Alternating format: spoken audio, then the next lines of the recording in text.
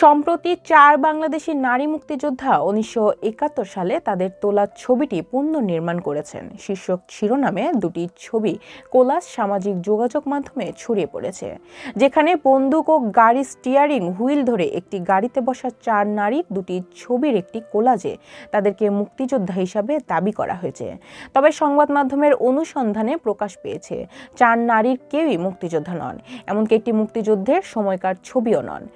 Fact check নিয়ে কাজ করা রিউমার স্ক্যানারের অনুসন্ধানে জানা যায়, গাড়িতে বসা 4 নারীর ভাইরাল কোলাজ ছবিতে থাকা নারীরা মুক্তিযোদ্ধা নন এবং কোলাজ ছবিতে থাকা সাদা কালো ছবিটি 1971 এবং রঙিন ছবিটিও 2021 সালে তোলা নয়। সাদা কালো ছবিটি 1961 এবং ওই ছবির অনুরূপভাবে রঙিন ছবিটি 2017 সালে তোলা। ওই 4 নারীর রঙিন ছবিটি তোলা 2017 সালে, তবে ফেসবুকে 2021 সালে ছবি বলা হচ্ছে। মূলত 60-এর দশকে একটি পরিবারের 4 নারীর গাড়িতে বসে তোলা একটি ছবি এবং 2017 সালে ওই ছবির অনুরূপভাবে তোলা ছবি কোলাজ করে তাদেরকে মুক্তিযোদ্ধা দাবি করে প্রচার করা হয়। তবে ওই ছবিতে থাকা নারীদের পরিবার তাদের মুক্তিযোদ্ধা দাবির বিষয়টিকে মিথ্যা হিসাবে নিশ্চিত করেছেন। সাদা কালো ছবিটি 1961 সালের এবং ছবি তোলেন আমিন উদ্দিন আহমেদ নামে একজনের পিতা।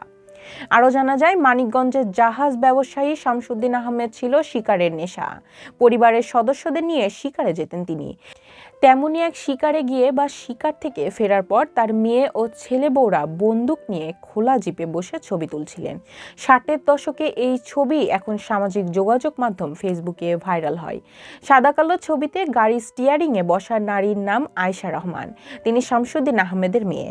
সামনে তার পাশেই বসা শামসুদ্দিন আহমেদের ছেলের বউ রোকেয়া আহমেদ। তার পেছনে অন্য দুজন হলেন শাহনারা আহমেদ ও রাশিদা আহমেদ, তারাও ছেলের বউ। রোকেয়া ও রাশিদা মারা গেছেন, আয়েশা থাকেন লন্ডনে, শাহনারা দেশেই আছেন।